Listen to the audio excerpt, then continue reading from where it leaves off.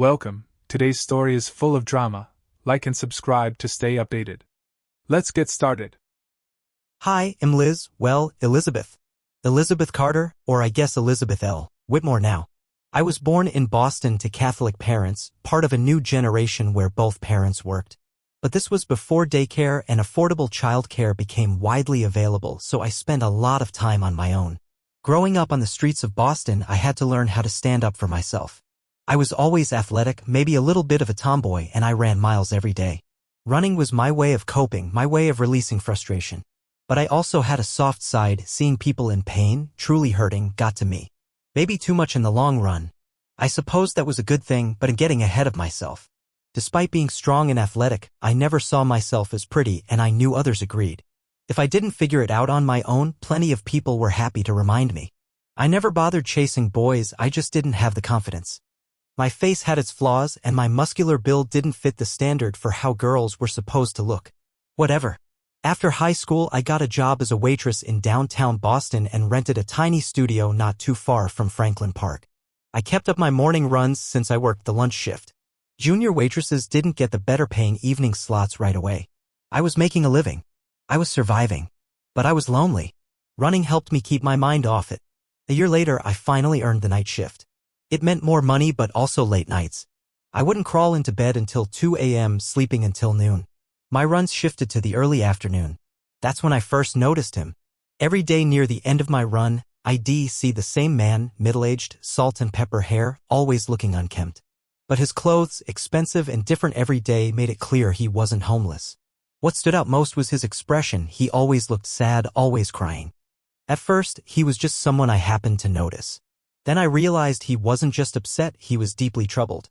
Eventually, as I paid more attention, I saw him for what he was, a man completely broken with no one to turn to. But I wasn't the type to get all sentimental. Offering him a shoulder to cry on? That wasn't me. But as the weeks went on and I kept seeing him there, well, he started to grate on me. I mean, really grate on me. Then one day, I asked a cop who was always on patrol in that area about him. "You don't know who he is?" The cop asked. "Well, I guess you wouldn't. That's Henry Whitmore." "Who the hell is that?" I asked. The cop paused. "Well, his wife, she was apparently unhinged. He watched her shove his son, and the kid fell down a flight of stairs and was killed. He testified at her trial and watched as she was sentenced to death. Apparently, she had been abusive to him for years, and he just took it for that boy. And when the boy died, he snapped. I mean, this was all over the news." "How long ago was this?" I asked. "Oh gee, must have been 9 or 10 years ago," he said. "I kept ignoring him. I kept trying to tell myself that he wasn't my problem. I told myself this with such regularity and such increasing frequency that I realized it had become my problem. The next day, after making my decision to get involved, I walked up to him. "Hey," I asked very softly. He didn't seem to hear me. "Hey, buddy," I said with more sharpness. He looked up at me. "Cheer up." He looked at me with sadness in those eyes, and a good dose of irritation. For a moment, I thought perhaps he would physically attack me. Not that I was that worried. I was a very strong woman, and he was a 55-year-old or so who looked like he hadn't eaten in months. "Leave me alone," he growled. I stared back at him. I had taken all of his sadness I was ever going to be able to take. "No way," I insisted. "I've been watching you for weeks, and I am just not going to put up with this anymore." I offered him my hands, and he, looking absolutely dumbfounded, took them and let me pull him up to a standing position. He just came willingly. Then an idea sprang into my mind. It might not have been a nice thing to do, but something told me it was the right thing to do this time. I led him to the fountain. He looked at me, oozing pure confusion. "Come on, lighten up," I laughed. With that, I playfully pushed him into the fountain. A few moments later, he surfaced, soaked, bewildered even more than before, if that was possible, and looking like a drenched puppy. I couldn't help it, I burst out laughing. And then he started laughing too. A few minutes later, as he climbed out of the fountain, earning a few stern glances from some nearby cops, his laughter continued. And for the first time in a long while, it felt good to just laugh. "Feel better?" I asked. "Lady, that's the first time I've laughed in, dear God, it's been 10 years. "Seriously?" I asked. "Yeah, thank you." "My pleasure," I said. And I meant it. "Please come back to my house for a meal," he said. "It's the least I can do." I was hungry, poor, and broke. What could I do but accept? "Sure thing. but only if I know your name. Henry, he said. So the cop was right. Like most Bostonians, Henry walked a lot, and so we started walking toward the west side of the city and away from the park. We walked several miles, just talking about nothing in particular. He seemed a lot more cheerful, which made me happier than I expected. Soon, we were walking down a street lined with historic brownstone mansions, and I was utterly shocked when we stopped in front of a grand, three-story house with a wide, ornate entrance. If that surprised me, I was even more shocked when he unlocked the door and opened it into the largest, grandest foyer I had ever seen in a private house. The floor was all marble with a staircase that must have been 8 feet wide, taking up the whole rear center of what must have been a 40-foot deep and 20-foot wide room. The room was 2 stories high, with a balcony-style railing overlooking about 3/4 of the perimeter, also in marble. Off to the sides were rooms. He smiled as I rushed from room to room. One of them had a pool table, but the rest all looked like some kind of variation on a living room, ornate, except for the bathroom, which was massive, with intricate marble fixtures and gold-colored plumbing. Each of these rooms had several large radiators. Then he walked me past the stairs, where I soon figured out that this huge foyer only took up about half the house's depth. I walked down a hall under the stairs into a 10-foot wide hallway that led past 2 rooms, one on each side. One was clearly a dining room, the other, well, it must have been a ballroom. At the back of both rooms was a massive kitchen, where a man and a woman were working on what smelled like a fantastic meal. On one side of the kitchen was a 6-seater table for casual dining. The rest of the kitchen was traditional, full of old-school appliances. "Oh, Mr. Whitmore," the man said.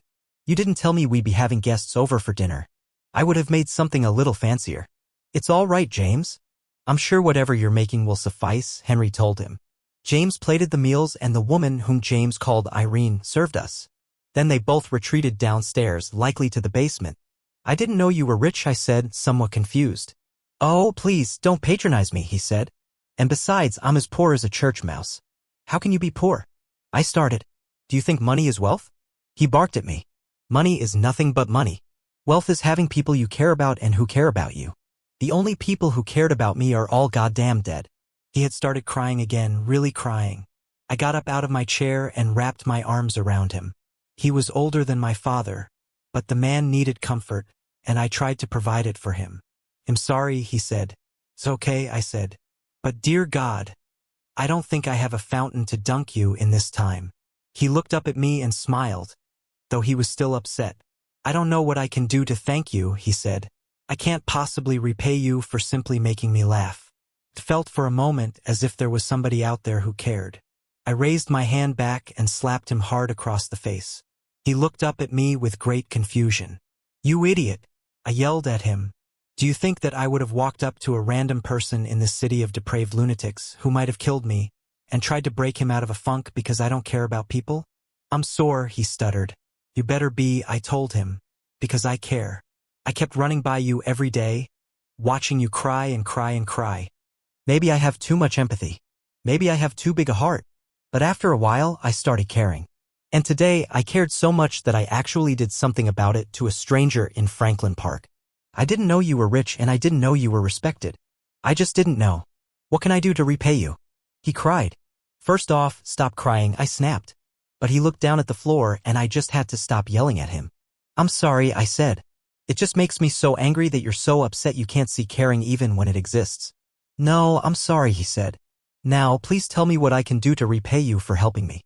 I was so lost in self-pity, I just shut off for 10 years. "You just turned me back on again. What can I do?" "You know what, Henry?" I said. "For as lonely as you are, I've been all alone all my life just because I'm ugly. The best thing you can do to pay me back is be my friend." "You aren't ugly," he said. "You're beautiful. To me, anyway," I said. "But will you be my friend?" "Of course," he smiled. I left the house that night, but I liked that old man for some reason. We started meeting in the park every day, and I stopped running. We just walked together and talked. Slowly, we started picking up the pace until we were both running. He seemed to start getting back into shape. One day, he asked me where I worked because he wanted to take me out to dinner. It was his birthday. I told him that I worked nights as a waitress and that he couldn't take me out to dinner. He then offered to pick me up the next morning for brunch from my house. I accepted. My apartment was tiny, dingy, and well, I'll admit it, a slum. I was embarrassed by it, but I tried to tidy it up so that it would at least look presentable when he came. By this time, about a year after we met, he saw the apartment I was living in and he seemed shocked by it, but he kept his thoughts to himself. He took me to the famous steakhouse Gallagher's for lunch and the food was fantastic. At the end of the meal, he was really looking at me contemplatively.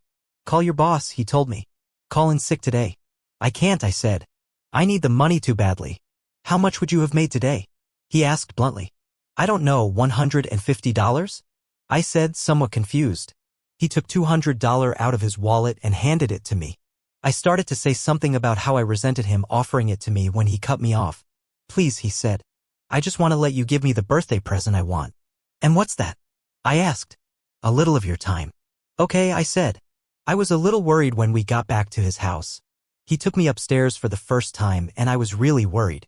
He seemed to be a little sickened by walking up those huge marble stairs and I wasn't sure why. He took me to a room that I would call a library or an office. He sat me down on a huge leather-wing chair across from a flickering fire and he took the other seat. "I've never told you the story about my wife," he said. "Did I? Some cop told me it was something about your wife killing your son or some such thing." "That's part of it," he said. He then started telling me the story of how he had a girl working for him named Sophie. He had been excited. He was only in his 20s, so that was to be expected. She eventually seduced him into having sex with her, and she became his secretary. One day, she came into the office and told him she was pregnant. She convinced him to marry her. The problem with her was, as psychologists would later determine, that she was both a little psychotic and a classic psychopath. She wanted the marriage to get her hands on what she perceived to be a fortune. The thing is, Henry didn't have a fortune. The business made him a nice living, but it did not make him rich. When she finally figured that out, she was pissed. At that point, he offered me a drink. He gave me a cognac, a drink I had never had before but quickly developed a liking for. She cut off the sex immediately and turned into the grandest nightmare ever to roam the earth. There was money in the family, but it came from his grandparents. He then told me all about his mother and father, how his father had killed his mother in a fit of drunken rage and how the state had executed him for it. He also told me how his grandparents had taken him in and raised him. He was never spoiled despite living in this huge house. He was expected to clean his own room, put away his toys, and do household chores. Not only that, but even though their servant James, who had been here with his now-dead wife since Henry was a little boy, knew how to cook, it was his grandmother who did most of the cooking. And she loved him as if he was her own son.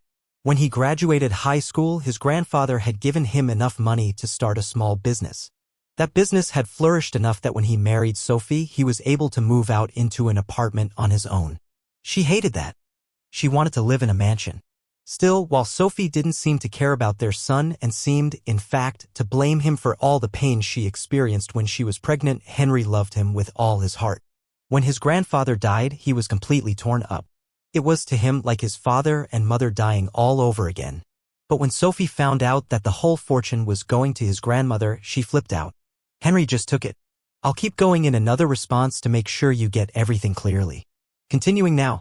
Some years later, his grandmother died. All he had left was his son, and the $30 million that his grandparents left him along with the house.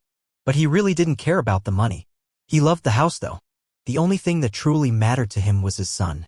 His son was the sole and central purpose of his life.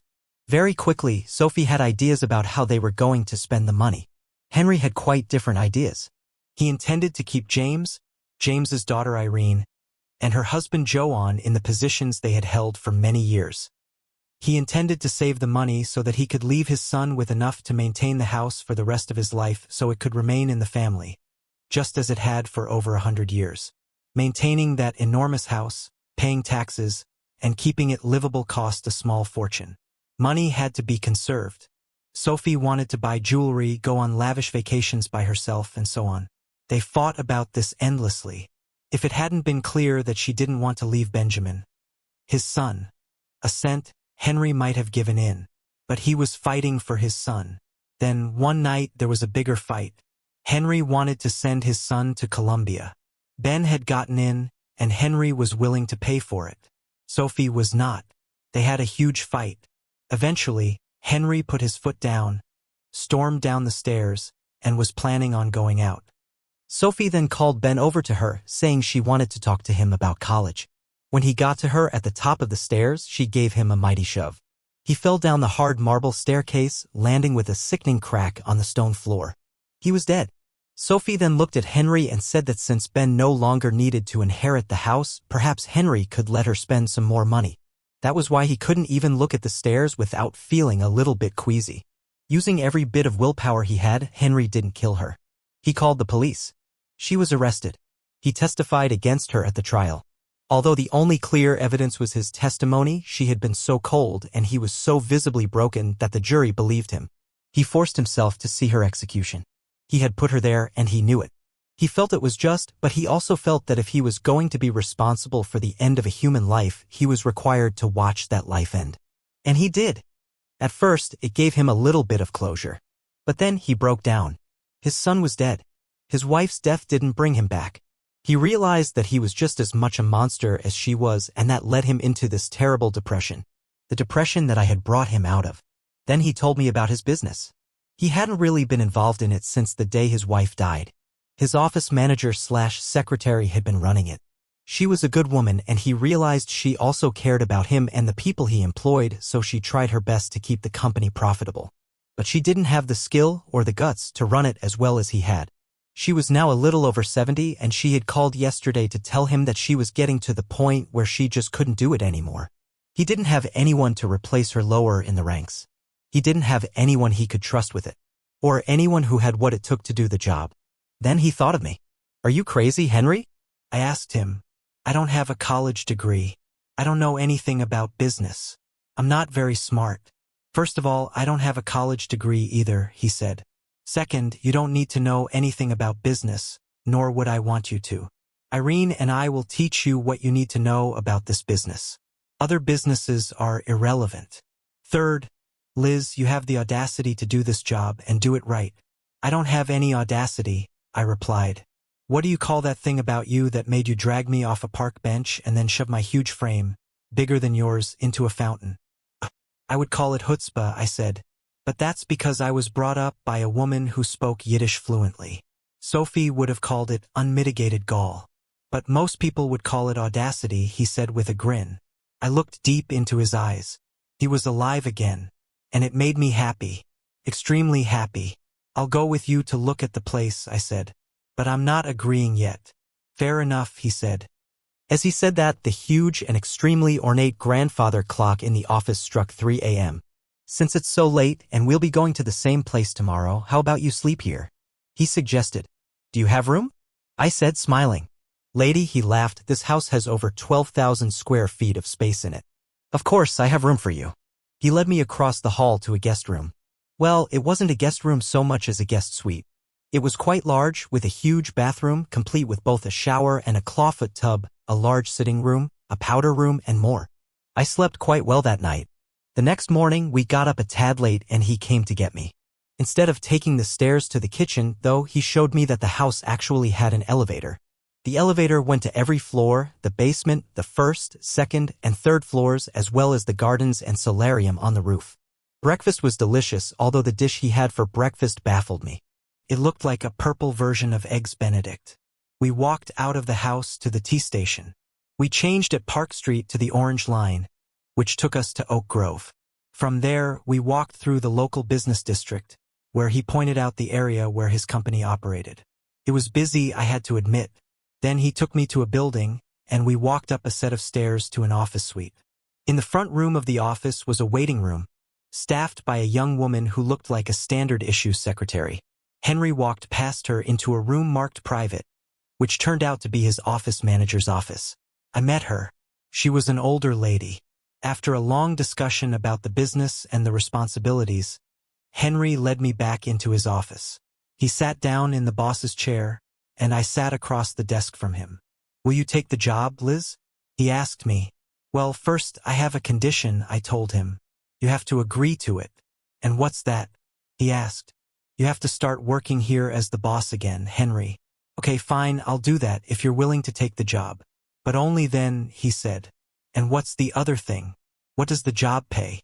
$500,000 a year, he said, plus health insurance and a pension plan. And maybe something else. "Well, that sounds good," I said. "But what's that something else?" "Free room and board," he said. "Where?" I asked, suddenly suspicious. At my house, he said sheepishly. If you want it. Listen, Henry, I said. I'm not going to become a... Oh, holy hell, Liz, he roared. What the hell do you think of me? That's not what I want at all. I stared at him. He took a deep breath. It's just that. When I spend time with you, just talking or having fun, I'm happy. And when you're not around, I'm sad. And I have all that extra room in that house, so... Sold, I said with a smile. He looked shocked. He'll continue in the next message to finish the story. Within a few weeks, I had moved into the guest suite on the 3rd floor, which was absolutely huge. First of all, it had 3 bedrooms and 2 bathrooms. One bathroom opened to a sitting room and the other was in the biggest of the 3 bedrooms. We turned one of the bedrooms into an office for me. It even had a decent-sized dining room so I could entertain guests there if I wanted to. I may have been across the hall from Henry, but really I was in a small apartment with food service rather than just living in his house. Irene taught me the ropes quickly. I found that I had a talent for managing. I also had a talent for finding good employees and, more importantly, a talent for firing bad ones. I liked the job, but there was something more to it. After working and living like this for 6 months, I began to realize that, well, Henry was my best friend. Not just my best friend. He was a great guy. A really great guy. But not just that. He quickly became my only friend. And oh hell, I was falling in love with him. After about 8 months, I started flirting with him. At first, he didn't take the hint.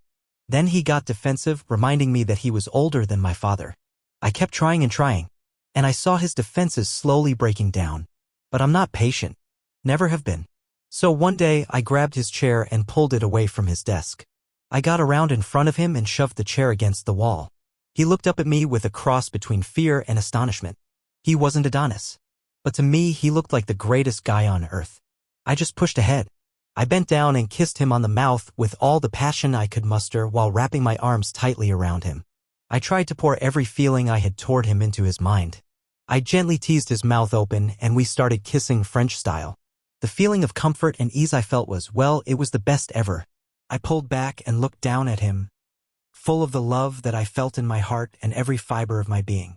And when I stared back into those lovely eyes of his, I saw that he loved me, too. He may have been 55 years old to my 23, not to mention my father's 50, but I loved him. At the end of the workday, we went back to his house, and we almost never ate in the huge and ornate dining room. It had an enormous dining table that could be expanded to hold 30 people, 3 at each end and 12 on each side. Although today all the leaves weren't there, and it was a square, sized for just the 2 of us.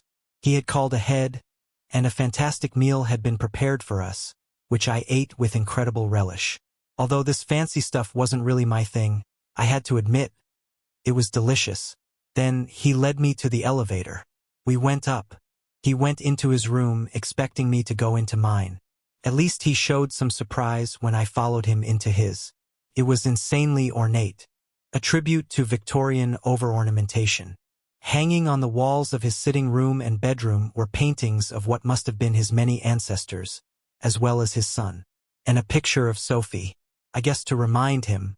He stared at me weakly as I started taking off my clothes. He seemed to offer no resistance as I took off his. And then we got into bed. And we made love. Long, passionate, caring love. At the height of my ecstasy, I called out, "Oh God, Henry, I love you, love you, love you." As I settled down next to him, he whispered to me, "I love you too." We fell asleep together. It was the first time in my life I had ever actually slept with a man. That night was the last time in my life I ever actually didn't. A year later, we were standing by the fountain where we met. I was confused, we didn't often visit it. He had something on his mind, although I wasn't completely sure what. But I knew it was something. "Gee, Henry," I said, eyeing him oddly. "You seem to have something awfully important on your mind." When he got down on one knee, my heart began to flutter. I had been waiting for this for what felt like forever. He pulled a box out of his pocket. My heart started having palpitations. He opened it, and it was a very old ring. Then I realized that I had seen it before, on the painting of his grandmother. I almost had a heart attack. I knew what his ancestry meant to him. Sophie never had that ring. He was offering me everything he had to share. Himself, his house, his great love for it, his family history, his soul, everything that meant anything to him. He was offering it to me. Liz, sweetheart, he said, his voice breaking. Without you, I'm nothing. You didn't make me happy. That's not strong enough. You gave me a life and made me want to live. Will you marry me? I could feel tears forming as I looked down at him. I picked up the ring and put it on my finger. I felt just how special it was. He couldn't have given me more if he bought the Hope diamond and mounted it on a ring. What took you so long, Henry? I asked, trying to hide just how happy I was. He offered me his hand and I took it. He started moving as if he was going to kiss it. And then he flung me into the fountain. My head surfaced. I sprayed water at him and started laughing. He offered me his hand so that he could pull me out, and I dragged him right in with me. We started splashing each other. I felt insanely happy, happier than I had ever felt before in my life. My love was complete. Less than a year later, we stood in a temple. It was the same temple that his grandparents had been married in. I was wearing his grandmother's wedding dress. It just fit maybe a little tight. In the room were all of his extended family looking happy. And my family looking, well, they were getting there. It had taken forever to get my parents to come around to accepting this. It wasn't until they begrudgingly met us and saw the love in our eyes that they finally softened. And now on the day of our wedding, they had fully accepted us. They had even accepted my converting to Judaism, because I felt I needed to share that with him. No, I didn't fake it. I studied. I believed. Mostly because if he could believe after all that had happened to him, it must be something worth believing in. In front of us, a rabbi stood reading the words that were always said at weddings. Until he got to her vows. Do you, Elizabeth, take this man to be your lawfully wedded husband? To love, to cherish, to comfort in sickness and in health, for as long as you both shall live? My heart fluttered. But I got it out. I do. Do you, Henry, take this woman to be your lawfully wedded wife? To love, to cherish, to comfort in sickness and in health, for as long as you both shall live? I do, he said. I now pronounce you man, and why he never finished. Because I tackled Henry to the floor in a wonderfully loving hug and kiss. From this point, we would never go back. We went on a brief honeymoon to an old hotel in the Catskills, the grand but slightly decrepit Concord Hotel in Kiamesha Lake, New York. It was a huge, sprawling resort with over 1,500 rooms. At one time, it had been one of the most beautiful, one of the most lavish, and without question, the crown jewel of the Borscht Belt. That was then. Now, it was a little rundown. But at least it had character. One thing I knew was that Henry wanted to have another child. To leave the house to continue the family. To make things right again. It was very deeply important to him. And we tried. We tried and tried and tried. But after 4 years, we knew it wasn't working. So I went and got some tests done. We found out that, because of some defects on my part, I'd never be able to get pregnant. I couldn't carry a baby to full term. I broke down crying. I couldn't believe that I was so inadequate. I was afraid he wouldn't want me if I couldn't do this for him. I told the doctor to tell him for me. I couldn't bring myself to. When I came home, Henry was waiting for me at the door. He picked me up, pretended to make it effortless, and carried me to the couch in the front room. I started bawling my eyes out. I was desolate. I was very, very upset. I had failed at being a woman, and I couldn't stand it. I thought that if I couldn't do this for him, he wouldn't love me. He didn't love me. He didn't love me. He put his arms around me. He held me, kissing me gently, nuzzling me softly with his nose. And then he looked in my eyes, and a look of confused shock crossed his face, followed by amusement. What the hell? He said, chuckling. I love you, Liz, he said, and that's all I need. I sniffled, feeling awful, and I decided to say what was really in my heart. But you wanted, I want you, Liz. Just you. He picked me up and carried me up several flights of stairs. I couldn't imagine how he did it. Took me to our room, closed the door, and, well, let's just say all doubts in my mind that he loved me were permanently erased. As the years went on, he started showing his age. Muscle aches, arthritis, general tiredness. Then, one day, he started talking about selling the business. It shocked me. Liz, darling, we aren't going to have any kids, he said. And don't start with that. I'll only love them if you have them nonsense. But think about it, if we don't have any kids, there's no reason to keep a business around to leave to them, is there? Well, I guess not, I replied. I want to retire, he told me. But you're only, holy hell, I'm 66 years old. Liz, the gray hair, the stooped walk, the slow movements, they had all been creeping up on him. But at that moment, I really noticed it. I was married to a senior citizen, and I was in my late 30s. But you know what? I'd take him over anybody. I loved him. 6 months later, he found a buyer for the business. He got $5 million for it. Enough for us to take an insanely long vacation. We've earned it, he said. And we had. We took the Queen Mary 2 from New York to Southampton, then took a train to London. We spent a month just exploring the country. Then we took the Caledonian Sleeper from Edinburgh back to London. And then we took a train to Dover, and across the Channel to Calais, and on to Paris. We arrived just in time to catch one of the rare full runs of the Venice Simplon Orient Express. We rode it all the way to Istanbul, not Constantinople. We spent a lot of time touring Turkey and the Middle East. Then we flew from Tel Aviv back to Paris, and toured the living hell out of France, Spain, Portugal. Then we took another train to Venice, and then toured the living hell out of Italy. Having seen Italy, we did Greece, then back to Germany. After Germany, we caught a TGV back to Paris, then took the night train to Moscow. We toured various cities in Russia, and then we took the train from Moscow to Beijing. From Beijing, we flew to Japan.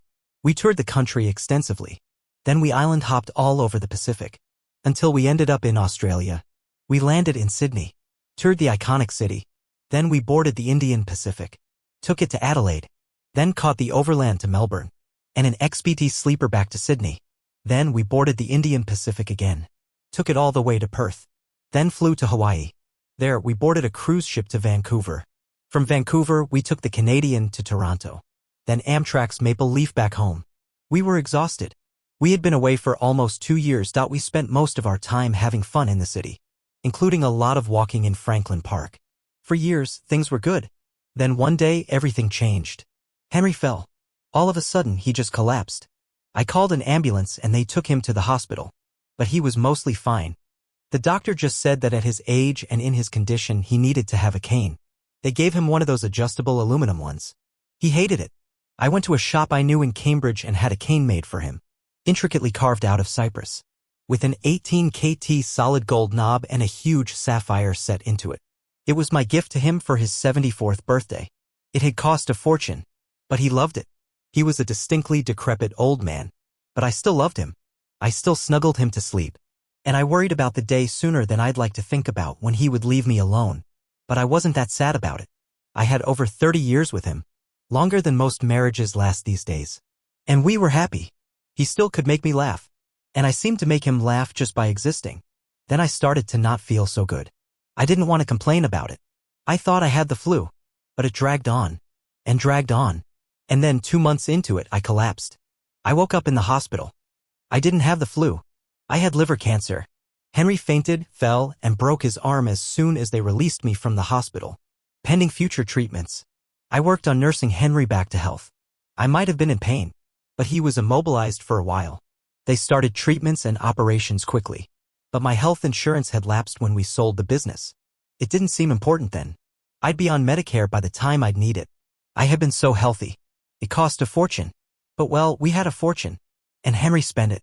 Radiation, chemotherapy, surgeries. All of it made me feel terrible. But it kept metastasizing. It kept spreading. They kept having to treat larger and larger areas. Henry got the best doctors in the city to work on me. He spared no expense. And I kept feeling worse and worse. 3.5 years into it, I said, to hell with it. Most of my pain, most of my suffering came from the treatments. So I stopped them. I cornered a doctor and asked him what my chances of being alive in 2 years were. And he told me the truth. Slim to none. What was the point? Henry was spending our money like water. And I was going to die anyway. They put me on very strong painkillers. But I wasn't immobilized. I wasn't being slowly destroyed by medicine. The cancer kept eating away at me. But I was happier. I didn't have to sit there and watch Henry try to be brave for me. I could move around. And we could laugh again. But slowly, I started to fade away. For a few days, I found myself confined to my bed. Not enough energy to move anymore. I realized I was going to die. Be strong, Henry. Be strong. He came into my room. I opened my eyes weakly. I looked into his sad but smiling face. Hey, honey, he said. I love you, I whispered.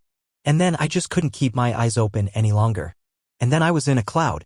And a few moments later, there he was. I loved him. This was eternity. And we'd be together forever. Somehow I knew he had shot himself. But it didn't matter. We were here together. And it couldn't be hell. Am I in heaven? He asked. And then I knew the answer. For we were together. Henry, I whispered. If this was hell, I'd be Sophie. Thanks for watching. Henry and Elizabeth's story is one of love, loss, and second chances. But was it a beautiful devotion or a tragic fate? Share your thoughts in the comments and don't forget to like and subscribe.